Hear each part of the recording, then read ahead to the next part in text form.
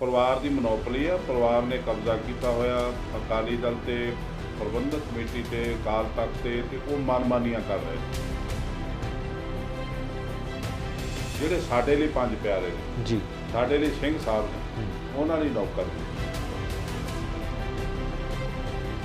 100 ਸਾਲ ਪਹਿਲਾਂ ਇਹਨਾਂ ਲੋਕਾਂ ਨੇ ਜਨਰਲ ਡਾਇਰ ਨੂੰ ਸਰੋਪਾ ਦਿੱਤਾ ਸੀ ਜੀ, ਤੇ 100 ਸਾਲ ਬਾਅਦ ਅੱਜ ਉਹੀ ਪਰਿਵਾਰ ਮਜੀਠੀਆ ਪਰਿਵਾਰ ਸੁਖਵੀਰ ਦਾ ਸਾਲਾ ਹੋਣ ਕਰਕੇ ਰਿਸ਼ਤੇਦਾਰੀ ਹੋਣ ਕਰਕੇ ਉਹ ਉਸ ਜਰਨੈਲ ਨੂੰ ਸਰੋਪਾ ਦੇ ਰਹੇ ਨੇ ਜਿਹਨੇ ਬਰਗਾੜੀ ਦੇ ਬੱਚਿਆਂ ਤੇ ਹੋਲੀ ਖੇਡੀ। ਬਾਦਲ ਦਾ ਕੋਈ ਪੈਸ਼ੀ ਆਵੇ, ਉਹਦਾ ਚਿਮਚਾ ਆਵੇ ਤੇ ਉਹਨੂੰ ਸਰੋਪਾ ਮਿਲ ਜਾਂਦਾ, ਉਹ ਭਾਵੇਂ ਲੈਣ ਦੇ ਯੋਗ ਹੋਵੇ ਜਾਂ ਨਾ। ਕਿ ਅਸੀਂ ਇੱਕ ਤੋਂ ਬਾਅਦ ਇੱਕ ਰੋਪ ਲਾਈ ਜਾ ਰਹੇ ਹਾਂ, ਉਹਨਾਂ ਦੀਆਂ ਔਗਣ ਜਿਹੜੇ ਗਿਣਦੇ ਜਾ ਰਹੇ ਹਾਂ, ਕੱਢਦੇ ਜਾ ਰਹੇ ਹਾਂ, ਪਰ ਉਹ ਬੇਸ਼ਰਮਾਂ ਦੀ ਤਰ੍ਹਾਂ ਇਸ ਤਰ੍ਹਾਂ ਬੈਠੇ ਨੇ ਜੇ ਉਹਨਾਂ ਦੀ ਜ਼ਗੀਰ ਹੋਵੇ। ਅਕਾਲ ਤਖਤ ਤੇ ਕਮੇਟੀ ਬਾਦਲ ਦਾ ਦਫ਼ਤਰ ਬਣੀ, ਜੀ, ਉਹਦੇ ਪਰਿਵਾਰ ਦੀਆਂ ਸੁੱਖ ਸਹੂਲਤਾਂ ਦਾ ਕਾਰਨ ਬਣੀ। ਅਸੀਂ ਕੋਹਲੂ ਦੇ ਬੈਲ ਦੀ ਤਰ੍ਹਾਂ ਜਿੱਥੇ ਸਾਨੂੰ ਖੋਪੇ ਲਾ ਕੇ ਸਾਡੇ ਲੀਡਰਾਂ ਨੇ ਤੋਰਿਆ, 100 ਸਾਲ ਬਾਅਦ ਅਸੀਂ ਉੱਥੇ ਖਲੋਤੇ। ਅਸੀਂ ਵੇਖਦੇ ਹਾਂ ਕਿ ਅਖਬਾਰਾਂ ਦੇ ਉੱਤੇ ਵੀ ਗੁਰਬਾਣੀ ਲਿਖੀ ਹੁੰਦੀ ਹੈ ਤੇ ਕਈ ਵਾਰੀ ਇਨਵੀਟੇਸ਼ਨ ਕਾਰਡਸ ਦੇ ਉੱਤੇ ਵੀ ਅਸੀਂ ਗੁਰਬਾਣੀ ਲਿਖ ਕੇ ਭੇਜ ਦਿੰਦੇ ਹਾਂ, ਤੇ ਉਹ ਵੀ ਤਾਂ ਇੱਕ ਤਰੀਕੇ ਦੀ ਅਸੀਂ ਬੇਅਦਬੀ ਆਪਣੇ ਆਪ ਵੀ ਕਰਦੇ ਹਾਂ। ਚੈਨਾ ਤੋਂ ਗੁਰੂ ਗ੍ਰੰਥ ਸਾਹਿਬ ਛਪ ਗਏ, ਆਕਾਰ ਛੋਟਾ ਹੋ ਗਿਆ, ਸਾਈਜ਼ ਵੱਖਰਾ ਹੋ ਗਿਆ, ਉਹਦੀ ਪੈਕਿੰਗ ਇੰਨੀ ਕਲੀਨ ਕਿ ਇੱਥੇ ਕੋਈ ਕਰ ਹੀ ਨਹੀਂ ਸਕਦਾ, ਤੇ ਪੈਕਿੰਗ ਇਹੋ ਜਿਹੀ ਕਿ ਸਮੁੰਦਰ ਦੀ ਰਾਹੀਂ ਜਾਵੇ ਤੇ ਖਰਾਬ ਨਾ ਹੋਵੇ। ਅਮਰੀਕਾ 'ਚ ਉਹ ਘਰ ਪਏ ਨੇ, ਤੇ ਅਸੀਂ ਅਖਬਾਰਾਂ ਨੂੰ ਕੀ ਕਰਾਂਗੇ? ਗੁਰੂ ਗ੍ਰੰਥ ਸਾਹਿਬ ਜੀ ਦੀ ਪਵਿੱਤਰ ਅਜ਼ਮਤ ਦਾ ਇਹਨਾਂ ਨੂੰ ਕੋਈ ਧਿਆਨ ਨਹੀਂ। ਇਹਨਾਂ ਨੂੰ ਧਿਆਨ ਹੈ ਕਿ ਗੁਰੂ ਦੀ ਗੋਲਕ ਦਾ ਜਿਹੜਾ ਅਰਬਾਂ ਰੁਪਏ ਦਾ ਸਰਮਾਇਆ ਉਹ ਅਸੀਂ ਕਿਸ ਤਰ੍ਹਾਂ ਖਾਂ। ਅੱਜ ਗੁਰੂ ਗ੍ਰੰਥ ਸਾਹਿਬ ਜੀ ਛਾਪੇ ਦੀ ਛਪਾਈ ਦੇ ਵਿੱਚ ਗਲਤੀਆਂ ਆ ਰਹੀਆਂ ਨੇ ਬਹੁਤ, ਸਭ ਨੂੰ ਪਤਾ। ਅਸੀਂ ਉਹਨਾਂ ਨੂੰ ਠੀਕ ਕਿਵੇਂ ਕਰਾਂਗੇ? ਸਾਡਾ ਪੁਰਾਣਾ ਖਜ਼ਾਨਾ ਤੇ ਲੱਭਦਾ ਨਹੀਂ 200 ਸਰੂਪ ਜੀ ਅਸਲੇ, ਅਸੀਂ ਕਿੱਥੋਂ ਅਗਵਾਈ ਲਵਾਂਗੇ? ਸਾਡੇ 'ਚ ਕਿਹੜਾ ਬ੍ਰਹਮ ਗਿਆਨੀ ਹੈ? ਬਾਦਲ ਤੋਂ ਪੁੱਛਾਂਗੇ ਅਸੀਂ, ਜਿਹੜਾ ਅੱਜ ਵੀ ਮਜ਼ਾਰ ਦੇ ਵਿੱਚ ਇੱਕ ਬੀਬੀ ਦੇ ਪੈਰਾਂ 'ਤੇ ਮੱਥਾ ਸਿਰ ਰੱਖ ਕੇ ਮੱਥਾ ਟੇਕਣ ਡਿਆ। ਜਦੋਂ ਅਕਾਲੀ ਦਲ ਦੇ ਵਿੱਚ 3 ਗਰੁੱਪ ਸੀ, ਉਦੋਂ ਥਾਂ ਸਿਰ ਤੇ ਰਿਹਾ। ਜਦੋਂ ਇਹ ਇਕੱਲੇ ਦਾ ਪੈਰਾਂ ਹੇਠ ਆ ਗਿਆ ਨਾ 30 ਸਾਲ ਤੋਂ, ਉਦੋਂ ਤਾਂ ਸਾਨੂੰ ਇਹਨੇ ਰੋਲ ਦਿੱਤਾ ਤੇ ਵੱਡੇ ਵੱਡੇ ਲੀਡਰ ਖਾ ਗਿਆ, ਹਜਮ ਕਰ ਗਿਆ, ਟਕਾਰ ਤੱਕ ਨਹੀਂ ਮਾਰਿਆ।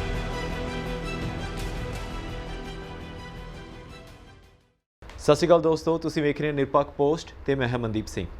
ਦੋਸਤੋ, ਇਸ ਵੇਲੇ ਮੈਨੂੰ ਇੱਕ ਗੀਤ ਦੇ ਬੋਲ ਯਾਦ ਆ ਰਹੇ ਨੇ ਕਿ ਪਿਤਾ ਵਾਰਤਾ ਪੁੱਤ ਵਾਰ ਤੇ ਪਰਿਵਾਰ ਵਾਰਤਾ ਸਾਰਾ, ਸੌਖੀ ਨਹੀਂ ਮਿਲ ਗਈ ਤੈਨੂੰ ਇਹ ਪਗੜੀ ਸਰਦਾਰਾ।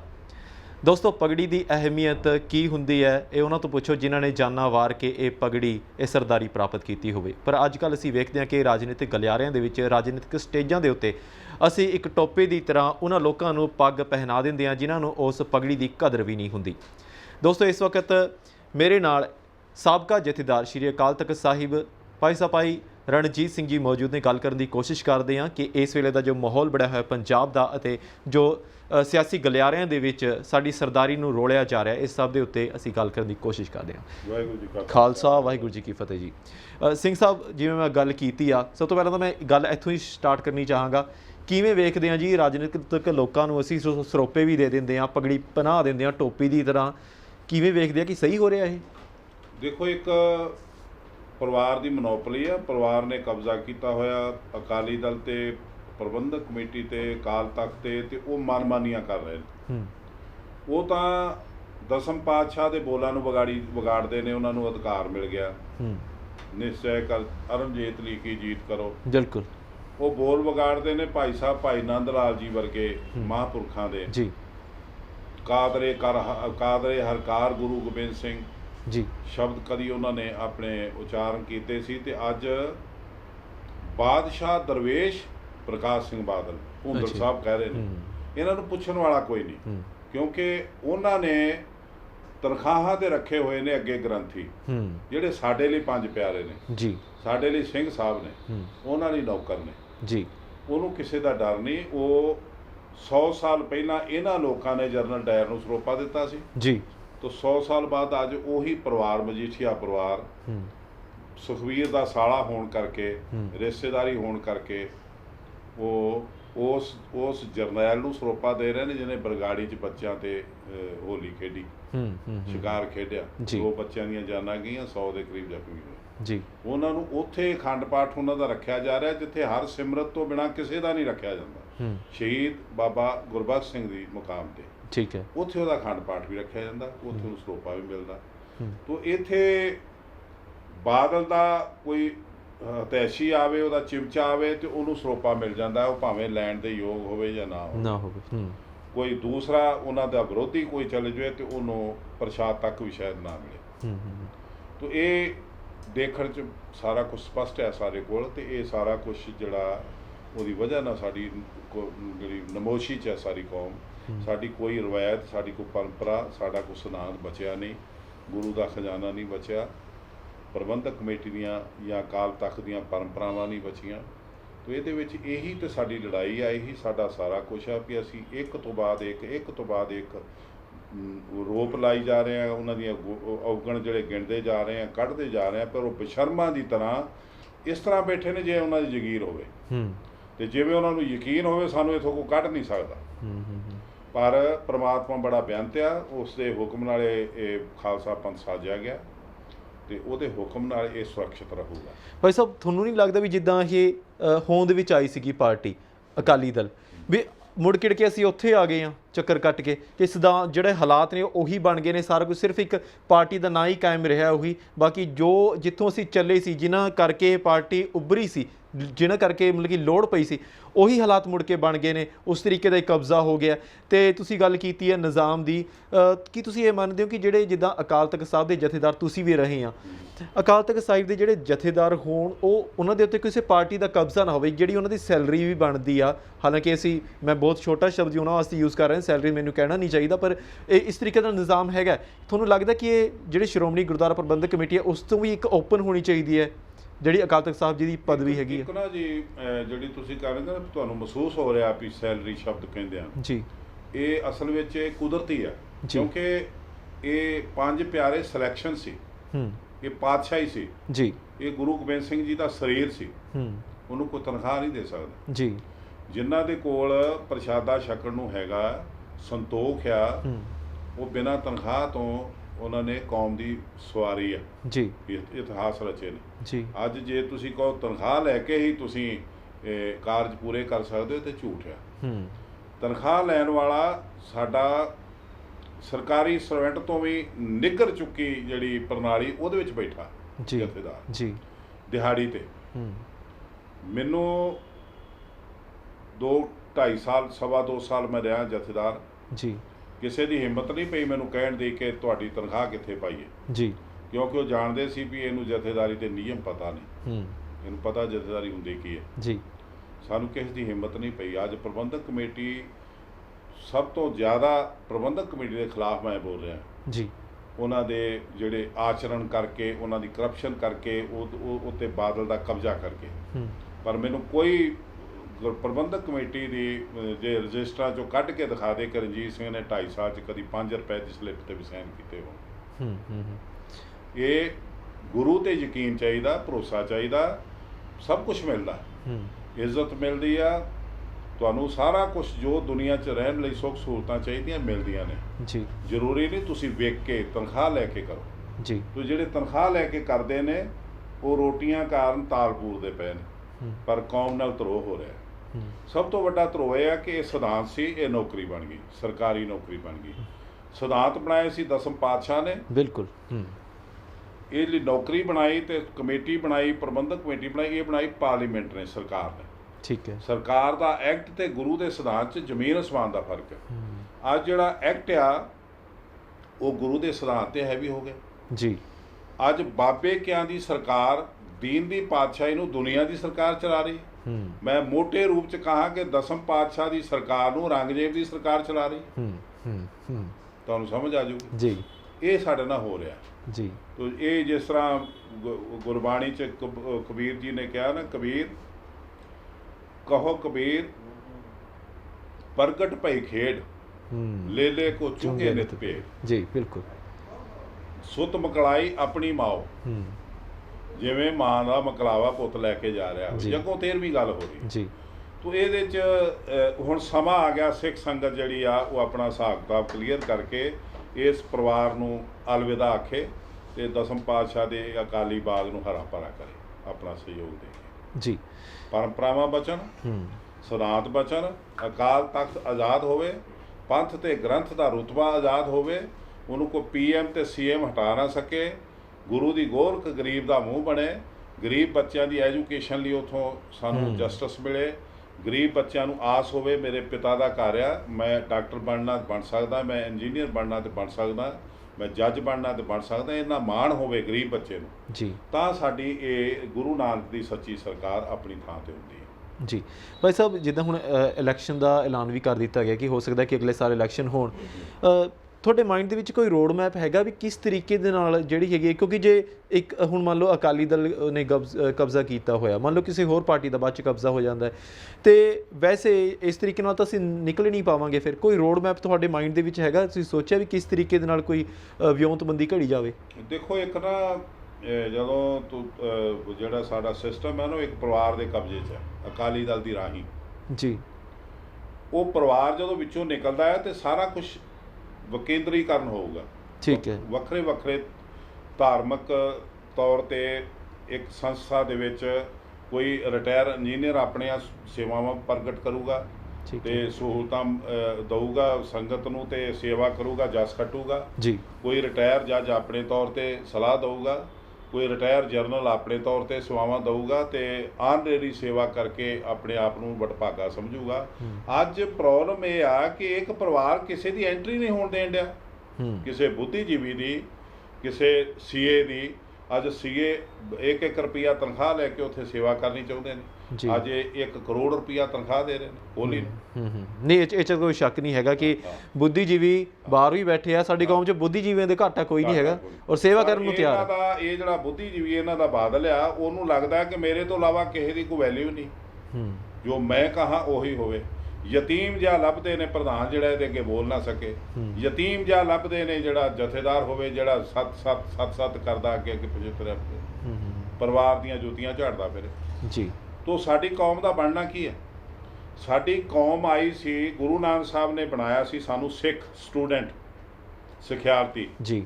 ਤਾਬਿਆ ਕੀਤਾ ਸੀ ਗੁਰੂ ਗ੍ਰੰਥ ਤੇ ਗੁਰੂ ਪੰਥ ਦੇ।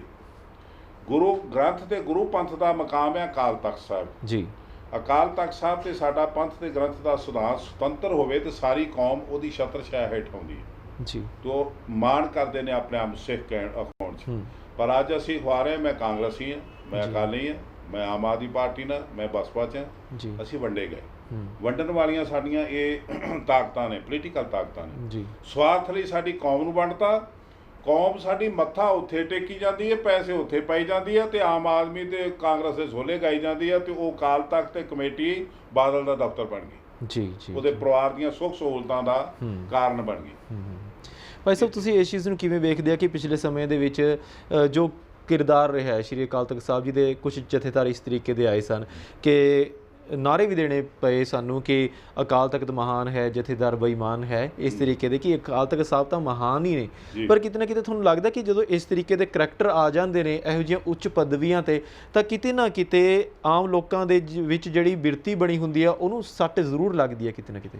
ਇਹ ਬਿਰਤੀ ਜਿਹੜੀ ਆ ਨਾ, ਉਹ ਸਿੱਖ ਬਿਰਤੀ ਨਾ ਹੋਣ ਕਰਕੇ ਸਾਨੂੰ ਲੱਗਾ ਕਿ ਅਸੀਂ ਨੁਕਸਾਨ ਉਠਾਇਆ ਤੇ ਉਠਾ ਰਹੇ ਹਾਂ। ਵਰਨਾ ਜੇ ਮੱਸਾ ਰੰਗੜ ਬੈਠਾ ਹਰਿਮੰਦਰ ਸਾਹਿਬ 'ਚ ਆ ਕੇ ਤੇ ਉਦੋਂ ਸਿੱਖਾਂ ਦੇ ਵਿੱਚ ਵੋਟਿੰਗ ਨਹੀਂ ਹੋਈ, ਉਦੋਂ ਸਿੱਖਾਂ ਦੇ ਵਿੱਚ ਸਲਾਹਾਂ ਨਹੀਂ ਹੋਈਆਂ, ਮੀਟਿੰਗਾਂ ਨਹੀਂ ਹੋਈਆਂ ਜੀ। ਉਦੋਂ 2 ਸਿੱਖਾਂ ਨੇ ਫੈਸਲਾ ਕਰ ਲਿਆ ਕਿ ਇਹਦਾ ਰਾਜ ਹੈ। ਅੱਜ ਉਹ ਰਾਜ ਹੋਇਆ ਨਹੀਂ। ਠੀਕ ਹੈ। ਜੇ ਜਰਨਲ ਡਾਇਰ ਨੂੰ ਸਰੋਪਾ ਦੇ ਰਿਹਾ ਅਰੂੜ ਸਿੰਘ ਤੇ ਤੁਸੀਂ ਉਹਨੂੰ ਮਾਨਤਾ ਦੇ ਦਿਓ ਕਿ ਠੀਕ ਹੈ ਜੀ ਇਹ ਜਥੇਦਾਰ ਹੈ ਤੇ ਇਹਦਾ ਹੱਕ ਬਣਦਾ, ਠੀਕ ਹੈ, ਤੇ ਕਹਾਣੀ ਉੱਥੇ ਆ ਜਾਣੀ ਜਿੱਥੋਂ ਆਪਾਂ ਤੁਰੇ ਹਾਂ ਉੱਥੇ ਹੀ ਆ ਗਏ ਜੀ। ਤਾਂ ਅਸੀਂ ਕੋਹਲੂ ਦੇ ਬੈਲ ਦੀ ਤਰ੍ਹਾਂ ਜਿੱਥੇ ਸਾਨੂੰ ਖੋਪੇ ਲਾ ਕੇ ਸਾਡੇ ਲੀਡਰਾਂ ਨੇ ਤੋਰਿਆ, 100 ਸਾਲ ਬਾਅਦ ਅਸੀਂ ਉੱਥੇ ਖਲੋਤੇ ਆ ਗਏ ਜਦੋਂ ਖੋਪੇ ਲੱਥੇ ਆ। ਠੀਕ ਹੈ। ਚੰਗੀ ਗੱਲ ਇਹ ਆ ਵੀ ਅੱਜ ਵੀ ਸਾਡੇ ਖੋਪੇ ਲੱਥ ਗਏ ਆ, ਸਾਨੂੰ ਪਤਾ ਲੱਗ ਗਿਆ ਸਾਡਾ ਮੁਕਾਮ ਉੱਥੇ ਦਾ ਉੱਥੇ, ਬਲਕਿ ਉਹ ਤੋਂ ਵੀ ਨਿਕਲ ਚੁੱਕਾ ਜੀ। ਸਾਡੀ ਪ੍ਰਬੰਧਕ ਕਮੇਟੀ ਦੇ ਵਿੱਚ ਉਮੀਦਵਾਰ ਹੋਣ ਪ੍ਰਧਾਨਗੀ ਦੇ ਸੁੱਚਾ ਸਿੰਘ ਵਰਗੇ, ਤੇ ਉਹਨਾਂ ਦਾ ਕਿਰਦਾਰ ਤੁਹਾਡੇ ਸਾਹਮਣੇ ਜਗਜ਼ਾਰ ਹੋਵੇ। ਉਹਨਾਂ ਦੀ ਹਾਲੀ ਵੀ ਇੰਨੀ ਚੱਲੇ ਕਿ ਮੱਝਾਂ ਉਹਨਾਂ ਦੀਆਂ 30-35 ਤੇ ਉਹਨਾਂ ਨੂੰ ਪੱਠੇ ਪਾਉਂਦੇ ਨੇ ਸੇਵਾਦਾਰ ਪ੍ਰਬੰਧਕ ਕਮੇਟੀ ਦੇ ਮੁਲਾਜ਼ਮ। ਬੁਰਜ ਸਾਹਿਬ ਗੁਰਦੁਆਰੇ ਜਾ ਕੇ ਦੇਖ ਲਓ। ਠੀਕ ਹੈ। ਤੋ ਕੋਈ ਪੁੱਛਣ ਵਾਲਾ ਨਹੀਂ, ਕੋਈ ਦੱਸਣ ਵਾਲਾ ਨਹੀਂ। ਸਾਡੇ ਇਹ ਦਿਆਲ ਸਿੰਘ ਕੋਲਿਆਂ ਵਾਲੀ, ਉਹਦੇ ਘਰ ਭਈਏ ਪੱਗਾਂ ਬੰਨ੍ਹ ਕੇ ਤੇ ਭਰਤੀ ਹੋਏ ਨੇ, ਪ੍ਰਬੰਧਕ ਕਮੇਟੀ ਕਰਾਏ ਨੇ ਉਹਨੇ, ਸਵਾਰਦੇ ਨੇ ਗਾਰਡਨ। ਅੱਛਾ। ਤੋ ਸਾਡੇ 300 ਤੋਂ 400 ਮੁਲਾਜ਼ਮ ਆ ਜਿਹੜਾ ਪ੍ਰਬੰਧਕ ਕਮੇਟੀ ਦੇ ਵਿੱਚ ਮੁਲਾਜ਼ਮ ਆ, ਤਨਖਾਹ ਲੈ ਰਿਹਾ, ਤੇ ਇਹਨਾਂ ਦੇ ਘਰਾਂ 'ਚ ਕੋਈ ਡਰਾਈਵਰ, ਕੋਈ ਗਨਮੈਨ, ਚੱਕਰੀ ਇਹਨਾਂ ਦੀ ਹੋ ਰਹੀ ਹੈ ਤੇ ਤਨਖਾਹਾਂ ਖਜ਼ਾਨੇ 'ਚੋਂ ਗੁਰਦੁਆਰੇ ਦੇ ਜਾ ਰਹੀਆਂ ਨੇ, ਮਾਲਕਾਂ ਦਾ, ਮਸ਼ਹੂਰੀ ਕੰਪਨੀ ਦੀ। ਠੀਕ ਹੈ। ਤੇ ਸਿੰਘ ਸਾਹਿਬ, ਇਸ ਚੀਜ਼ ਨੂੰ ਕਿਵੇਂ ਵੇਖਦੇ ਆ ਤੁਸੀਂ ਕਿ ਬੇਅਦਬੀ ਦੀਆਂ ਘਟਨਾਵਾਂ ਜਿਹੜੀਆਂ ਹੁੰਦੀ ਜਾ ਰਹੀਆਂ, ਅੱਜ ਵੀ ਘਟਨਾ ਇੱਕ ਵਾਪਰੀ ਹੈ, ਤੇ ਅਸੀਂ ਵੇਖਦੇ ਹਾਂ ਕਿ ਅਖਬਾਰਾਂ ਦੇ ਉੱਤੇ ਵੀ ਗੁਰਬਾਣੀ ਲਿਖੀ ਹੁੰਦੀ ਹੈ, ਤੇ ਕਈ ਵਾਰੀ ਇਨਵੀਟੇਸ਼ਨ ਕਾਰਡਸ ਦੇ ਉੱਤੇ ਵੀ ਅਸੀਂ ਗੁਰਬਾਣੀ ਲਿਖ ਕੇ ਭੇਜ ਦਿੰਦੇ ਹਾਂ, ਤੇ ਉਹ ਵੀ ਤਾਂ ਇੱਕ ਤਰੀਕੇ ਦੀ ਅਸੀਂ ਬੇਅਦਬੀ ਆਪਣੇ ਆਪ ਵੀ ਕਰਦੇ ਹਾਂ। ਅੱਜ ਨਾ ਉਹ ਜਿਹੜੀ ਗੁਰਬਾਣੀ ਅਖਬਾਰਾਂ 'ਚ ਆਉਂਦੀ ਆ, ਉਹ ਸਾਡਾ 1 ਮਿੰਟ ਦਾ ਮਸਲਾ ਹੈ। ਜੇ ਅਕਾਲ ਤਖਤ ਆਜ਼ਾਦ ਹੋਵੇ ਅਸੀਂ ਸੰਭਾਲ ਸਕਦੇ ਹਾਂ। ਠੀਕ ਹੈ।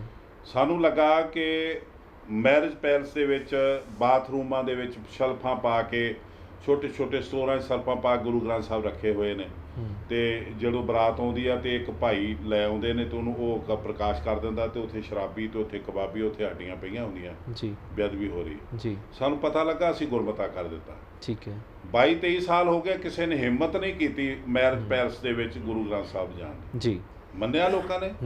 ਗੁਰਦੁਆਰੇ ਛੋਟੇ ਛੋਟੇ ਪਿੰਡਾਂ 'ਚ ਰੌਣਕਾਂ ਲੱਗੀਆਂ ਨੇ ਜੀ, ਉੱਥੇ ਤਨਖਾਹਾਂ ਨਿਕਲਦੀਆਂ ਨੇ ਗ੍ਰੰਥੀ ਸਿੰਘ ਦੀਆਂ, ਪਾਠੀ ਸਿੰਘਾਂ ਦੀਆਂ, ਕੀਰਤਨੀਆਂ ਸਿੰਘਾਂ ਦੀਆਂ। ਗੁਰਦੁਆਰੇ ਨੂੰ ਫੰਡ ਮਿਲ ਰਿਹਾ, ਬਿਲਡਿੰਗ ਫੰਡ ਮਿਲ ਰਿਹਾ। ਕੋਈ ਗਰੀਬ ਤੋਂ ਗਰੀਬ ਸਿੱਖ ਵੀ 1100 ਰੁਪਇਆ ਦੇ ਕੇ ਆਉਂਦਾ। ਇਹ ਪਹਿਲਾਂ ਪੈਸੇ ਕਮਾਈ ਮੈਰਿਜ ਪੈਲਸਾਂ ਵਾਲੇ ਕਰਦੇ ਸੀ। ਅੱਜ ਅਕਾਲ ਤਖਤ ਸਾਹਿਬ ਤੋਂ ਇੱਕ ਮੈਸੇਜ ਆ ਜਾਵੇ ਵੀ ਇਹ ਕੰਮ ਨਹੀਂ ਹੋਣ ਦੇਣਾ ਅਸੀਂ, ਤੇ ਕੌਮ ਨੂੰ ਇਹ ਆਦੇਸ਼ ਹੈ ਕਿ ਨਹੀਂ ਹੋਣ ਦੇਵੇ, ਉਹਨਾਂ ਦੀ ਪਹਿਰੇਦਾਰੀ ਕਰੇ, ਤੇ ਕੋਈ ਵੀ ਅਖਬਾਰ ਵਾਲਾ ਜ਼ਰੂਰਤ ਨਹੀਂ ਕਰੂਗਾ ਸਾਡੀ ਉਹ ਪੰਕਤੀ ਛਾਪਣ ਦੀ ਜੀ। ਪਰ ਅਸੀਂ ਆਪ ਚਾਈਨਾ ਤੋਂ ਗੁਰੂ ਗ੍ਰੰਥ ਸਾਹਿਬ ਛਪਵਾ ਰਹੇ ਹਾਂ, ਸਾਡੀ ਪ੍ਰਬੰਧਕ ਕਮੇਟੀ ਦੀਆਂ ਅੱਖਾਂ ਹੇਠਾਂ। ਅੱਛਾ ਜੀ। ਚਾਈਨਾ ਤੋਂ ਗੁਰੂ ਗ੍ਰੰਥ ਸਾਹਿਬ ਛਪ ਗਏ, ਆਕਾਰ ਛੋਟਾ ਹੋ ਗਿਆ, ਸਾਈਜ਼ ਵੱਖਰਾ ਹੋ ਗਿਆ, ਉਹਦੀ ਪੈਕਿੰਗ ਇੰਨੀ ਕਲੀਨ ਕਿ ਇੱਥੇ ਕੋਈ ਕਰ ਹੀ ਨਹੀਂ ਸਕਦਾ, ਤੇ ਪੈਕਿੰਗ ਇਹੋ ਜਿਹੀ ਕਿ ਸਮੁੰਦਰ ਦੀ ਰਾਹੀਂ ਜਾਵੇ ਤੇ ਖਰਾਬ ਨਾ ਹੋਵੇ। ਅਮਰੀਕਾ 'ਚ ਉਹ ਘਰ ਘਰ ਪਏ ਨੇ, ਤਾਂ ਅਸੀਂ ਅਖਬਾਰਾਂ ਨੂੰ ਕੀ ਕਰਾਂਗੇ, ਕਿਹਨੂੰ ਕਹੀਏ? ਗੁਰੂ ਗ੍ਰੰਥ ਸਾਹਿਬ ਦੀ ਪਵਿੱਤਰ ਅਜ਼ਮਤ ਦਾ ਇਹਨਾਂ ਨੂੰ ਕੋਈ ਧਿਆਨ ਨਹੀਂ। ਇਹਨਾਂ ਨੂੰ ਧਿਆਨ ਹੈ ਕਿ ਗੁਰੂ ਦੀ ਗੋਲਕ ਦਾ ਜਿਹੜਾ ਅਰਬਾਂ ਰੁਪਏ ਦਾ ਸਰਮਾਇਆ, ਉਹ ਅਸੀਂ ਕਿਸ ਤਰ੍ਹਾਂ ਖਾਣਾ। ਭਾਈ ਸਾਹਿਬ, ਲੇਕਿਨ ਇੱਕ ਟੈਂਪਰੇਰੀ ਟੈਂਟ ਲਾ ਕੇ 12 ਕਰੋੜ ਦਾ ਬਿੱਲ ਬਣਾ ਕੇ ਖਾਣਾ, ਜਾਂ ਆਪਣੀਆਂ ਬੱਸਾਂ ਦੀ ਕਾਲੀ ਕਮਾਈ ਨੂੰ ਚਿੱਟੀ ਕਰਨ ਦਾ ਕੰਮ ਕਰਨ ਵਾਲੇ ਨੂੰ ਕਰੋੜ ਰੁਪਈਆ ਤਨਖਾਹ ਦੇ ਕੇ ਕਰਾਉਣਾ। ਇਹ ਢੰਗ ਤਰੀਕੇ ਇਹਨਾਂ ਨੂੰ ਆਉਂਦੇ ਨੇ। ਗੁਰੂ ਗ੍ਰੰਥ ਸਾਹਿਬ ਦੀ ਪਵਿੱਤਰ ਅਜ਼ਮਤ ਦਾ, ਉਹਦੇ ਖਜ਼ਾਨੇ ਦਾ, ਸਾਡੇ ਵਿਰਸੇ ਦਾ ਇਹਨਾਂ ਨੂੰ ਕੋਈ ਧਿਆਨ ਨਹੀਂ। ਅੱਜ ਗੁਰੂ ਗ੍ਰੰਥ ਸਾਹਿਬ ਜੀ ਛਾਪੇ ਦੀ ਛਪਾਈ ਦੇ ਵਿੱਚ ਗਲਤੀਆਂ ਆ ਰਹੀਆਂ ਨੇ ਬਹੁਤ, ਸਭ ਨੂੰ ਪਤਾ। ਅਸੀਂ ਉਹਨਾਂ ਨੂੰ ਠੀਕ ਕਿਵੇਂ ਕਰਾਂਗੇ? ਸਾਡਾ ਪੁਰਾਣਾ ਖਜ਼ਾਨਾ ਤੇ ਲੱਭਦਾ ਨਹੀਂ 200 ਸਰੂਪ ਜੀ, ਹੱਥ ਲਿਖ। ਅਸੀਂ ਕਿੱਥੋਂ ਅਗਵਾਈ ਲਵਾਂਗੇ? ਸਾਡੇ 'ਚ ਕਿਹੜਾ ਬ੍ਰਹਮ ਗਿਆਨੀ ਹੈ? ਬਾਦਲ ਤੋਂ ਪੁੱਛਾਂਗੇ ਅਸੀਂ, ਜਿਹੜਾ ਅੱਜ ਵੀ ਮਜ਼ਾਰ ਦੇ ਵਿੱਚ ਇੱਕ ਬੀਬੀ ਦੇ ਪੈਰਾਂ ਤੇ ਮੱਥਾ ਸਿਰ ਰੱਖ ਕੇ ਮੱਥਾ ਟੇਕਣ ਡਿਆ। ਬਿਲਕੁਲ ਸਰ। ਇਹ ਤੋਂ ਪੁੱਛਾਂਗੇ ਕਿ ਠੀਕ ਕਰ। ਸਿੱਖਾਂ ਨੂੰ ਆਪਣੀ ਨੀਂਦ 'ਚ ਉੱਠਣਾ ਚਾਹੀਦਾ।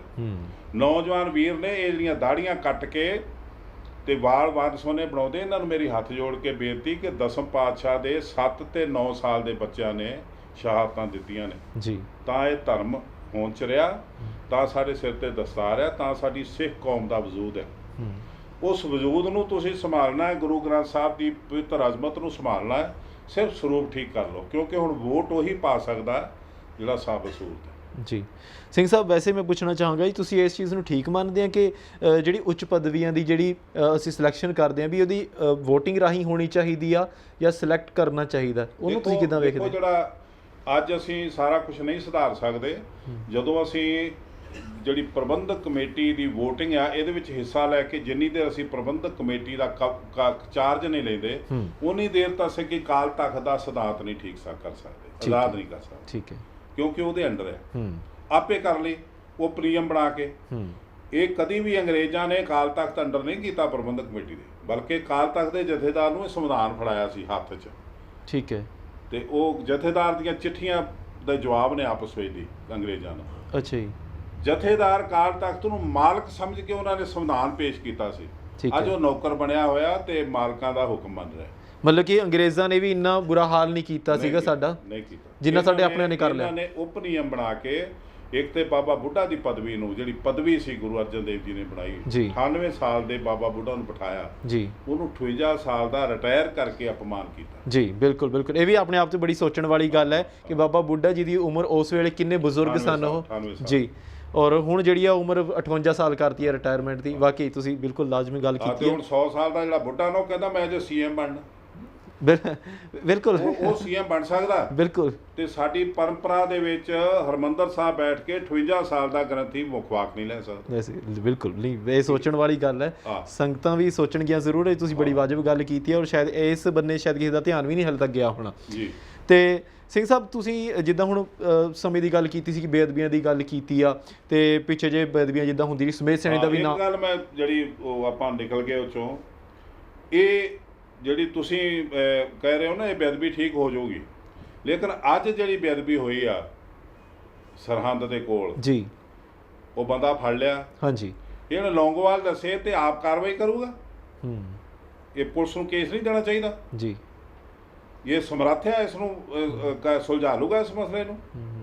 ਦੱਸੇ ਅੱਜ ਕਿਉਂ ਇਹ ਗੁਰੂ ਗ੍ਰੰਥ ਸਾਹਿਬ ਨਹੀਂ, ਤੇ ਜਿਹੜੀ ਅਸੀਂ ਗੁਰੂ ਗ੍ਰੰਥ ਸਾਹਿਬ ਦੀ ਇਨਵੈਸਟੀਗੇਸ਼ਨ ਕਰਾਉਣ ਲਈ ਡਿਮਾਂਡ ਕਰ ਰਹੇ ਉਹਨੂੰ ਕਿਉਂ ਇਨਕਾਰਦਾ ਪਿਆ। ਬਿਲਕੁਲ ਬਿਲਕੁਲ, ਇਹ ਅੱਜ ਉਹਨੂੰ ਦੱਸਣਾ ਚਾਹੀਦਾ ਲੌਂਗੋਵਾਲ ਨੂੰ ਜੀ, ਪਿਆਵੇ ਇੱਥੇ ਹੁਣ ਬੰਦਾ ਫੜਿਆ ਕਰੇ ਕੀ ਕਰਦਾ ਉਹਦਾ ਜੀ।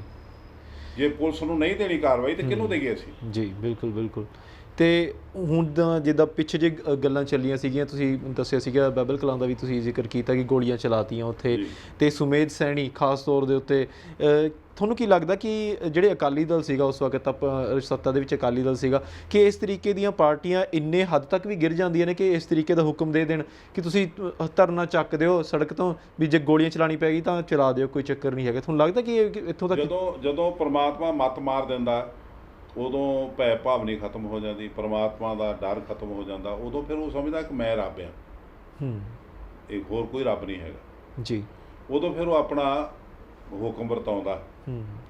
ਪਰ ਜਦ ਹੁਕਮ ਕੀਏ ਮਨ ਭਾਵ ਦੇ ਰਾਹ ਭੀੜੇ ਅੱਗੇ ਜਾਣਾ, ਇੱਕ ਦਿਨ ਭੀੜਾ ਰਸਤਾ ਜਿਹੜਾ ਤੈਅ ਕਰਨਾ ਪੈਣਾ, ਉਹਨੂੰ ਯਾਦ ਨਹੀਂ ਸੀ, ਹੁਣ ਯਾਦ ਆਊਗਾ ਜੀ।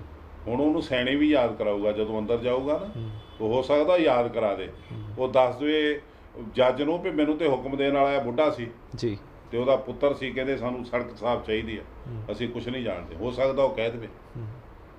ਠੀਕ ਹੈ ਸਿੰਘ ਸਾਹਿਬ, ਹੁਣ ਅਸੀਂ ਅੱਜ ਦੇ ਮਸਲਿਆਂ ਤੇ ਆਉਂਦੇ ਆ। ਖੇਤੀ ਦਾ ਮਸਲਾ, ਤੁਸੀਂ ਵੀ ਜਾ ਕੇ ਆਏ ਆ ਸ਼ੰਭੂ ਬਾਰਡਰ ਦੇ ਉੱਤੇ। ਪਹਿਲਾਂ ਤਾਂ ਮੈਂ ਇਹੀ ਜਾਣਨਾ ਚਾਹਾਂਗਾ ਕਿ ਪਰਸਨਲੀ ਤੁਸੀਂ ਕਿੱਦਾਂ ਵੇਖਦੇ ਆ ਜਿਹੜੇ ਖੇਤੀ ਕਾਨੂੰਨ ਆਏ ਆ, ਵੀ ਤੁਹਾਡੇ ਕੀ ਵਿਚਾਰ ਨੇ? ਮਤਲਬ ਮੇਰੇ ਵਿਚਾਰ ਇਹ ਨੇ ਕਿ ਇਹ ਕਿਸਾਨਾਂ ਨਾਲ ਬੜਾ ਧੱਕਾ ਹੈ, ਫਰਾਡ ਆ, ਤੇ ਇਹ ਫਰਾਡ ਕਿਸਾਨ ਸਮਝ ਗਏ ਨੇ ਭਲੀ ਭਾਂਤ। ਇਹ ਜਿਹੜੀ ਸੁਪਨੇ ਦਿਖਾਉਣ ਦੀ ਸਰਕਾਰ, ਉਹ ਪਹਿਲਾਂ ਹੀ ਇੱਥੇ ਕੋਈ ਟਮਾਟਰਾਂ ਦੀ ਫੈਕਟਰੀ ਆ ਚੁੱਕੀ, ਕੋਈ ਕਿਸੇ ਦੀ ਕੋਈ ਕਿਸੇ ਦੀ, ਤੋਂ ਟਮਾਟਰਾਂ ਦੀ ਫਸਲ ਦਾ ਜੋ ਹਾਲ ਹੋਇਆ, ਜੋ ਮਕਈ ਦਾ ਹੋਇਆ, ਉਹ ਜੱਟਾਂ ਨੂੰ ਪਤਾ ਜੀ, ਤੋਂ ਉਹ ਸਹੀ ਰੋਂਦੇ ਪਏ ਨੇ। ਤੋਂ ਇਹ ਜਿਹੜਾ ਇਹਨਾਂ ਨੇ ਲਾਅ ਬਣਾ ਦਿੱਤਾ, ਅੱਜ ਬਿਆਨ ਜੋ ਮਰਜ਼ੀ ਦੇ ਦੇ, ਕੋਈ ਅੱਜ PM ਸਾਹਿਬ ਜਾਂ CM ਸਾਹਿਬ ਕੋਈ ਬਿਆਨ ਦੇ ਦੇਣ, ਇਹ ਬਿਆਨ ਕੱਲ੍ਹ ਨੂੰ ਕਿਸੇ ਨੇ ਕੀ ਪੜ੍ਹਨਾ ਜਾਂ ਕੀ ਸੁਣਨਾ ਜਾਂ ਕੀ ਵੈਲਿਊ ਇਹਦੀ। ਬਿਆਨ ਤਾਂ ਪਹਿਲਾਂ ਵੀ ਬਹੁਤ ਦਿੰਦੇ ਰਹੇ ਆ। ਲਾਅ ਜਿਹੜਾ ਆਰਡੀਨੈਂਸ ਬਣ ਗਿਆ, ਜਿਹੜਾ ਲਾਅ ਬਣ ਗਿਆ, ਉਹਦੇ ਵਿੱਚ ਜ਼ਿਮੀਂਦਾਰ ਨੂੰ ਕੋਰਟ ਜਾਣ ਦੀ ਵੀ ਆਗਿਆ ਨਹੀਂ ਜੀ। ਕੋਰਟ 'ਚ ਵੀ ਜਾਊਗਾ ਤੇ ਉਹ ਅਮੀਰ ਜਾਊਗਾ। ਜਿਹੜੇ ਅਮੀਰ ਨੇ ਗੌਰਮੈਂਟ ਕੋਲ ਪੈਸਾ ਲੈ ਕੇ ਕਿਸਾਨਾਂ ਨੂੰ ਦੇਣਾ ਤੇ ਆਪਣੇ ਆਪ ਫਿਰ ਕਮਾਈ ਕਰਨੀ ਜੀ, ਤੇ ਫਿਰ ਉਹਨੂੰ ਜਮ੍ਹਾਂ ਕਰਕੇ ਤੇ ਆਪਣੀ ਮਰਜ਼ੀ ਦਾ ਮੁੱਲ ਗਰੀਬਾਂ ਨੂੰ ਵੇਚਣਾ ਸਮਾਨ। ਤੋ ਇਹ ਜਿਹੜਾ ਸਾਡੀ ਪੰਜਾਬ ਸਰਕਾਰ ਨੂੰ ਇਹਦੇ ਵਿੱਚ ਕਿਸਾਨਾਂ ਦੇ ਨਾਲ ਖੜਨਾ ਚਾਹੀਦਾ। ਪੰਜਾਬ ਸਰਕਾਰ ਨੂੰ ਚਾਹੀਦਾ ਆਪਣਾ ਆਪ ਦਿਖਾਵੇ, ਸਾਡੀ ਪੰਜਾਬ ਦੀ ਸਟੇਟ ਦੀ ਸਾਡੀ ਅਸੈਂਬਲੀ ਦੀ ਤਾਕਤ ਕੀ ਆ, ਉਹ CM ਸਾਹਿਬ ਦਿਖਾਉਣ ਸੈਂਟਰ ਨੂੰ। ਠੀਕ ਹੈ, ਵੀ ਜੇ ਤੁਹਾਡੇ ਕੋਲ ਆ ਤਾਕਤ, ਸਾਡੇ ਕੋਲ ਆ ਤਾਕਤ, ਇਹਨਾਂ ਨੂੰ ਦਿਖਾਉਣੀ ਚਾਹੀਦੀ ਜੀ। ਤੇ ਸਿੰਘ ਸਾਹਿਬ, ਇਸ ਤੇ ਜ਼ਰੂਰ ਚਾਨਣਾ ਪਾਓ ਜੀ, ਜਿਹਦਾ ਪਿੱਛੇ ਜੇ ਵਾਦ ਵਿਵਾਦ ਕਾਫੀ ਚੱਲਦਾ ਰਿਹਾ ਦਸਮ ਗ੍ਰੰਥ ਦੇ ਪ੍ਰਤੀ, ਜਾਂ ਫਿਰ ਭਾਈ ਸੰਤੋਖ ਸਿੰਘ ਜੀ ਦੀ ਰਚਿਤ ਗੁਰਪ੍ਰਤਾਪ ਸੂਰਜ ਗ੍ਰੰਥ, ਜਿਹੜਾ ਭਾਈ ਸੰਤੋਖ ਸਿੰਘ ਦੀ ਰਚਨਾ ਹੋਵੇ, ਦਸਮ ਗ੍ਰੰਥ ਹੋਵੇ, ਸਾਡੇ ਸਨਮਾਨਯੋਗ ਗ੍ਰੰਥ ਨੇ। ਇਹਨਾਂ ਦੀ ਚਰਚਾ ਅਸੀਂ ਕਦੀ ਵੀ ਨਹੀਂ ਚਾਹਾਂਗੇ TV ਤੇ ਹੋਵੇ। ਇਹਨਾਂ ਦੀ ਚਰਚਾ ਦਾ ਮੁਕਾਮ ਅਕਾਲ ਤਖਤ ਹੈ।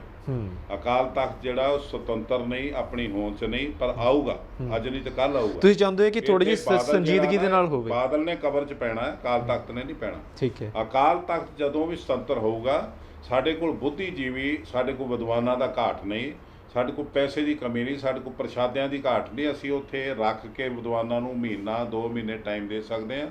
ਕਿ ਛਾਨਣਾ ਲਾਓ ਕਿੱਥੇ ਕੀ ਚੀਜ਼ ਹੈ। ਠੀਕ ਹੈ। ਕਿਸੇ ਨੂੰ ਇਹ ਬਦਤਮੀਜ਼ੀ ਨਾਲ ਬੋਲਣ ਦੀ ਇਜਾਜ਼ਤ ਨਹੀਂ ਹੋਣੀ ਚਾਹੀਦੀ।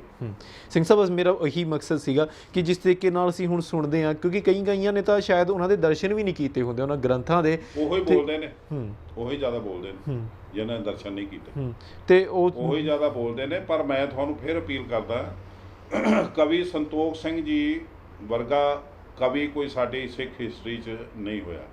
ਮੈਂ ਇੱਕ ਚੀਜ਼ ਸਿੰਘ ਸਾਹਿਬ, ਦਸਮ ਗ੍ਰੰਥ ਜਿਹੜਾ ਇਹਦੀ ਜਿਲਦ ਬਣਾਈ ਆ ਭਾਈ ਮਨੀ ਸਿੰਘ ਜੀ ਨੇ, ਦੂਜੀ ਕਾਪੀ ਕੀਤੀ ਆ ਬਾਬਾ ਦੀਪ ਸਿੰਘ ਨੇ, ਦੂਸਰ ਬੀੜ ਦਮਦਮੇ ਭਈ ਦੀਪ ਸਿੰਘ ਸ਼ਹੀਦ ਰਚਾਈ, ਸੰਮਤ 1804 ਮੱਧ ਕਰਿਓ ਉਹ ਇਹ ਉਪਕਾਰ। ਜਦੋਂ ਅਸੀਂ ਦਸਮ ਗ੍ਰੰਥ ਦੇ ਖਿਲਾਫ ਬੋਲਦੇ ਆ ਨਾ, ਸਾਨੂੰ ਬਾਬਾ ਦੀਪ ਸਿੰਘ ਜੀ ਦੀ ਸ਼ਹਾਦਤ, ਭਾਈ ਮਨੀ ਸਿੰਘ ਜੀ ਸ਼ਹਾਦਤ ਨੂੰ ਭੁੱਲਣਾ ਨਹੀਂ ਚਾਹੀਦਾ। ਉਹ ਸਾਡੇ ਲਈ ਇੱਕ ਸਨਮਾਨਯੋਗ ਤੇ ਪੂਜਨਯੋਗ ਸ਼ਹੀਦ ਹੋਏ ਨੇ, ਜਿਨ੍ਹਾਂ ਨੇ ਸਾਨੂੰ ਇਹ ਸਾਰਾ ਕੁਝ ਦਿੱਤਾ। ਜੇ ਕਿਤੇ ਸਾਡਾ ਦਿਮਾਗ 'ਚ ਗੰਦ ਭਰਿਆ ਜਾਂ ਨਿਕਲਦਾ ਨਹੀਂ ਤੇ ਉਹਦੇ ਲਈ ਅਰਦਾਸ ਕਰਨੀ ਚਾਹੀਦੀ, ਸੱਚੇ ਪਾਤਸ਼ਾਹ ਸਾਨੂੰ ਸਮੱਤ ਬਖਸ਼, ਸਾਨੂੰ ਕਿਤੇ ਰਾਹ ਦੇ, ਅਸੀਂ ਇਸ ਹਿਸਟਰੀ ਬਾਰੇ ਜਾਂ ਇਸ ਵਾਰਤਾ ਬਾਰੇ ਜਾਣਕਾਰੀ ਲੈ ਲਈਏ। ਜੀ ਕੋਈ ਫਰਜ਼ ਕਰ ਲਓ, ਸਾਡੇ ਕੋਲ 100 ਸਾਲ ਇਹ ਨਹੀਂ ਰਹੀ, ਹਿਸਟਰੀ ਨਹੀਂ ਰਹੀ, ਅਸੀਂ ਸੰਭਾਲ ਨਹੀਂ ਸਕੇ, ਜੰਗਾਂ ਯੁੱਧਾਂ 'ਚ ਰਹੇ, ਤੇ ਉਹ ਜੇ ਉਹਦੇ 'ਤੇ ਵਿਚਾਰ ਕਰਨੀ ਹੈ ਤੇ ਉਹਨੂੰ ਤੁਸੀਂ ਪੂਰੇ ਗ੍ਰੰਥ ਨੂੰ ਗਾਲ ਨਹੀਂ ਕੱਢ ਸਕਦੇ ਜੀ। ਉਹ ਤੁਸੀਂ ਵਿਚਾਰ ਕਰ ਸਕਦੇ ਪਰਦੇ 'ਚ ਬਹਿ ਕੇ। ਸਾਡੇ ਦੁਸ਼ਮਣ ਦੀ ਵੀ ਧੀ ਭੈਣ ਨਿਕਲ ਜਾਵੇ ਨਾ ਤੇ ਅਸੀਂ ਕਹਿੰਦੇ ਨਾ ਲਿਓ, ਬਿਲਕੁਲ ਬਿਲਕੁਲ ਬਿਲਕੁਲ। ਤੇ ਤੁਸੀਂ ਦਸਮ ਪਾਤਸ਼ਾਹ ਦਾ ਨਾਂ ਲੈ ਕੇ ਤੇ ਬਦਤਮੀਜ਼ੀ ਨਾ ਬੋਲੋ, ਇਹ ਬਰਦਾਸ਼ਤ ਨਹੀਂ। ਔਰ ਵੈਸੇ ਵੀ ਇਹ ਗੱਲ ਅਸੀਂ ਆਮ ਪਰਿਵਾਰ 'ਚ ਵੀ ਵੇਖਦੇ ਹਾਂ ਕਿ ਜਿਸ ਨੂੰ ਅਸੀਂ ਮਾਂ ਮੰਨਦੇ ਹੋਈਏ ਆਪਣੀ, ਤਾਂ ਉਸ ਦੇ ਪ੍ਰਤੀ ਅਸੀਂ ਕਦੇ ਵੀ ਇਸ ਤਰੀਕੇ ਨਾਲ ਵਿਚਾਰਾਂ ਸੰਗਤਾਂ ਦੇ ਵਿੱਚ ਬਹਿ ਕੇ ਨਹੀਂ ਕਰ ਸਕਦੇ। ਤੇ ਦੂਜੀ ਗੱਲ ਇਹ ਵੀ ਹੈਗੀ ਕਿ ਮੈਂ ਸੁਣਿਆ ਹੈਗਾ, ਕਿਉਂਕਿ ਮੈਂ ਆਪ ਦਰਸ਼ਨ ਨਹੀਂ ਕੀਤੇ, ਵਿਦਵਾਨ ਇੱਕ ਦੱਸਦੇ ਸੀ ਕਿ ਸੰਤੋਖ ਸਿੰਘ ਜੀ ਚੂੜਾਮਣੀ ਨੇ, ਕਿਉਂਕਿ ਸਾਰੀ ਜਿਹੜੀ ਵਾਰਤਾ ਹੈਗੀ ਉਹ ਕਵਿਤਾ ਦੇ ਕਾਵ ਰੂਪ ਦੇ ਵਿੱਚ ਲਿਖੀ ਹੈ, ਔਰ ਆਪਣੇ ਆਪ ਦੇ ਵਿੱਚ ਹੀ ਬੜਾ ਅਸੀਂ ਛੋਟੀ ਜਿਹੀ ਕਵਿਤਾ ਬਣਾਉਣੀ ਬੜੀ ਮੁਸ਼ਕਲ ਹੁੰਦੀ ਹੈ। ਹਾਂਜੀ, ਭਾਈ ਵੀਰ ਸਿੰਘ ਵਰਗਿਆਂ ਨੇ ਵੀ ਜੀ, ਔਰ ਇੰਨਾ ਸਾਰਾ ਇਤਿਹਾਸ ਕਾਵ ਰੂਪ ਦੇ ਵਿੱਚ ਲਿਖਣਾ ਆਪਣੇ ਆਪ ਦੇ ਵਿੱਚ ਬੜੀ ਮਹਾਰਤ ਹੈ। ਤੇ ਉਹਨਾਂ ਨੇ ਨੋਟ ਵੀ ਦਿੱਤਾ ਹੋਇਆ ਕਿ ਮੇਰੇ ਤੋਂ ਵੀ ਗਲਤੀ ਹੋ ਸਕਦੀ ਆ, ਪਰ ਤੁਸੀਂ ਚੇਂਜ ਕਰ ਸਕਦੇ ਆ, ਪਰ ਇਹਦਾ ਜਿਹੜਾ ਉਹ ਬਣਤਰ ਹੈਗੀ ਉਹ ਕਾਵ ਰੂਪ ਦੇ ਵਿੱਚ ਹੀ ਰੱਖਿਆ ਤੁਸੀਂ। ਸਾਨੂੰ ਗੁਰਬਾਣੀ 'ਚ ਮਹਾਰਾਜ ਨੇ, ਗੁਰੂ ਸਾਹਿਬ ਨੇ ਹੁਕਮ ਦੇ ਦਿੱਤਾ ਕਿ ਭੁੱਲਣ ਅੰਦਰ ਸਭ ਕੋ ਭੁੱਲ ਗੁਰੂ ਕਰਤਾ। ਤੇ ਗੁਰੂ ਦੇ ਸਿੱਖ ਸਨ ਜੀ, ਵਿਦਿਆਰਥੀ ਸਨ ਜੀ, ਤੋ ਅਸੀਂ ਕਦੀ ਨਹੀਂ ਕਹਿ ਸਕਦੇ ਕਿ ਭੁੱਲ ਨਹੀਂ ਕਰ ਸਕਦੇ, ਪਰ ਜੇ ਉਹਨਾਂ ਨੇ ਇੰਨਾ ਵੱਡਾ ਸਾਡਾ ਸਰਮਾਇਆ ਸੰਭਾਲਿਆ ਜਾਂ ਸਾਨੂੰ ਹਿਸਟਰੀ ਦਿੱਤੀ ਆ, ਤੇ ਸਾਨੂੰ ਇੰਨੀ ਬੇਕਦਰੀ ਨਹੀਂ ਉਹਨਾਂ ਦੀ ਕਰਨੀ ਚਾਹੀਦੀ ਕਿ ਕਿਤੇ ਇੱਕ ਗਲਤੀ ਤੇ ਅਸੀਂ ਬਕਵਾਸ ਕਰਨ ਲੱਗ ਜਾਈਏ ਜੀ। ਸਿੰਘ ਸਾਹਿਬ, ਮੇਰਾ ਆਖਰੀ ਸਵਾਲ ਬਸ ਇਹੀ ਆ, ਅਸੀਂ ਮਹਾਰਾਜਾ ਰਣਜੀਤ ਸਿੰਘ ਜੀ ਬਾਰੇ ਸੁਣਿਆ ਕਿ ਉਹਨਾਂ ਦਾ ਰਾਜ ਬਹੁਤ ਵਧੀਆ ਸੀਗਾ, ਸਾਰੇ ਖੁਸ਼ ਸੀਗੇ। ਮੇਰੇ ਜ਼ਿਹਨ ਦੇ ਵਿੱਚ ਅਕਸਰ ਇਹ ਸਵਾਲ ਆਉਂਦਾ ਰਹਿੰਦਾ ਕਿ ਕੀ ਹੁਣ ਵੀ ਮਹਾਰਾਜਾ ਰਣਜੀਤ ਸਿੰਘ ਵਰਗਾ ਰਾਜ ਇਸ ਮਾਹੌਲ ਦੇ ਵਿੱਚ ਹੁਣ ਦੁਨੀਆ ਦੇ ਵਿੱਚ ਵਾਪਸ ਕੋਈ ਆ ਸਕਦਾ, ਕੋਈ ਇਹੋ ਜਿਹਾ ਰਾਜ ਸਾਨੂੰ ਮਿਲ ਸਕਦਾ? ਕਿਉਂਕਿ ਅਸੀਂ ਇਹ ਵੇਖਦੇ ਹਾਂ ਕਿ ਭਾਵੇਂ ਇੱਕ ਬੰਦਾ ਤਾਂ ਸਹੀ ਹੋ ਸਕਦਾ, ਪਰ ਜਦੋਂ ਇੱਕ ਗਰੁੱਪ ਬਣ ਜਾਂਦਾ ਉਹਦੇ ਵਿੱਚ ਹਰ ਤਰੀਕੇ ਦਾ ਬੰਦਾ ਆ ਜਾਂਦਾ, ਫਿਰ ਉਹੀ ਪਾਰਟੀਬਾਜ਼ੀ ਆ ਜਾਂਦੀ ਹੈ, ਉਹੀ ਫਿਰ ਇਸ ਤਰੀਕੇ ਦੇ ਬੰਦੇ। ਨਹੀਂ, ਜਦੋਂ ਇੱਕ ਬੰਦਾ ਆਉਂਦਾ ਤੇ ਉਤਰਾ ਹੀ ਚੰਮਦੀਆਂ ਚਲਾਉਂਦਾ ਜਿਸ ਤਰ੍ਹਾਂ ਬੁੱਢਾ ਚਲਾ ਗਿਆ ਬਾਦਲ। ਠੀਕ ਹੈ। ਤੇ ਸਾਡਾ ਹਸ਼ਰ ਇਹੀ 40 ਸਾਲਾਂ 'ਚ ਹੋਇਆ, ਉਤਰਾ ਹੀ ਹੁੰਦਾ। ਠੀਕ ਹੈ। ਤੇ ਜਦੋਂ 10 ਕਿਸਮ ਦੇ ਬੰਦੇ ਹੋਣ ਤੇ ਰੋਕਦੇ ਆ, ਇੱਕ ਦੂਜੇ ਨੂੰ ਰੋਕਦੇ। ਠੀਕ ਹੈ। ਜਦੋਂ ਅਕਾਲੀ ਦਲ ਦੇ ਵਿੱਚ 3 ਗਰੁੱਪ ਸੀ ਉਦੋਂ ਥਾਂ ਸਿਰ ਤੇ ਰਿਹਾ। ਠੀਕ ਹੈ। ਜਦੋਂ ਇਹ ਇਕੱਲੇ ਦਾ ਪੈਰਾਂ ਹੇਠ ਆ ਗਿਆ ਨਾ 30 ਸਾਲ ਤੋਂ, ਉਦੋਂ ਦਾ ਸਾਨੂੰ ਇਹਨੇ ਰੋਲ ਦਿੱਤਾ ਤੇ ਵੱਡੇ ਵੱਡੇ ਲੀਡਰ ਖਾ ਗਿਆ, ਹਜਮ ਕਰ ਗਿਆ, ਡਕਾਰ ਤੱਕ ਨਹੀਂ ਮਾਰਿਆ। ਇਹ ਤੁਹਾਡੀ ਭੁੱਲ ਆ। ਸਾਨੂੰ ਗੁਰੂ ਸਾਹਿਬ ਨੇ 5 ਦੇ ਲੜ ਲਾਇਆ, 1 ਦੇ ਲੜ ਨਹੀਂ ਲਾਇਆ। ਠੀਕ ਹੈ। ਅੱਜ 5 1 ਦੇ ਲੜ ਲੱਗੇ, ਇਹ ਜਗੋਂ 13ਵੀਂ ਗੱਲ ਹੋ ਰਹੀ ਹੈ। ਠੀਕ ਹੈ। ਠੀਕ ਹੈ ਸਰ। ਹਾਂ, ਵਾਹਿਗੁਰੂ ਜੀ ਕਾ ਖਾਲਸਾ, ਵਾਹਿਗੁਰੂ ਜੀ ਕੀ ਫਤਿਹ ਜੀ। ਸੋ ਇਹ ਸਨ ਭਾਈ ਰਣਜੀਤ ਸਿੰਘ ਜੀ, ਸਾਬਕਾ ਜਥੇਦਾਰ ਸ਼੍ਰੀ ਅਕਾਲ ਤਖਤ ਸਾਹਿਬ। ਅਸੀਂ ਕੋਸ਼ਿਸ਼ ਕੀਤੀ ਹੈ ਕਿ ਹਰ ਤਰੀਕੇ ਦੇ ਸਵਾਲ ਇਹਨਾਂ ਨੂੰ ਪੁੱਛੇ, ਕਿਉਂਕਿ ਸੰਗਤਾਂ ਦੇ ਵਿੱਚ ਵੀ ਇਸ ਤਰੀਕੇ ਦੇ ਕਈ ਵਾਰੀ ਸ਼ੰਕੇ ਹੁੰਦੇ ਆ, ਔਰ ਸਿੰਘ ਸਾਹਿਬ ਨੇ ਬੜੀ ਬੇਬਾਕੀ ਦੇ ਨਾਲ ਸਾਰੇ ਸਵਾਲਾਂ ਦਾ ਜਵਾਬ ਦਿੱਤਾ। ਉਮੀਦ ਕਰਦੇ ਹਾਂ ਕਿ ਇਹ ਜਿਹੜਾ ਪ੍ਰੋਗਰਾਮ ਹੈ ਤੁਹਾਨੂੰ ਜ਼ਰੂਰ ਚੰਗਾ ਲੱਗਾ ਹੋਵੇਗਾ। ਮੈਨੂੰ ਯਾਨੀ ਕਿ ਮਨਦੀਪ ਸਿੰਘ ਨੂੰ ਫਿਲਹਾਲ ਦਿਓ ਇਜਾਜ਼ਤ। ਵੇਖਦੇ ਰਹੋ ਨਿਰਪੱਖ ਪੋਸਟ, ਖਬਰ ਦੀ ਨਿਰਪੱਖ ਆਵਾਜ਼। ਧੰਨਵਾਦ। ਪੰਜਾਬ ਅਤੇ ਪੰਜਾਬੀਅਤ ਨਾਲ ਜੁੜਿਆ ਹਰ ਮੁੱਦਾ, ਹਰ ਖਬਰ ਨਿਰਪੱਖ ਤਰੀਕੇ ਨਾਲ ਤੁਹਾਡੇ ਤੱਕ ਪਹੁੰਚਣ ਦੀ ਕੋਸ਼ਿਸ਼ ਵਿੱਚ ਤੁਸੀਂ ਵੀ ਦੇਵੋ ਸਾਡਾ ਸਾਥ। ਤਾਂ ਹੁਣੇ ਲਾਈਕ ਕਰੋ ਸਾਡਾ ਫੇਸਬੁੱਕ ਪੇਜ, ਸਬਸਕ੍ਰਾਈਬ ਕਰੋ YouTube ਤੇ ਅਤੇ ਫੋਲੋ ਕਰੋ ਇੰਸਟਾ ਅਤੇ ਟਵਿੱਟਰ ਤੇ ਨਿਰਪੱਖ ਪੋਸਟ, ਖਬਰ ਦੀ ਨਿਰਪੱਖ ਆਵਾਜ਼। ਵਿਜ਼ਿਟ ਕਰੋ www.nirpakhpost.com।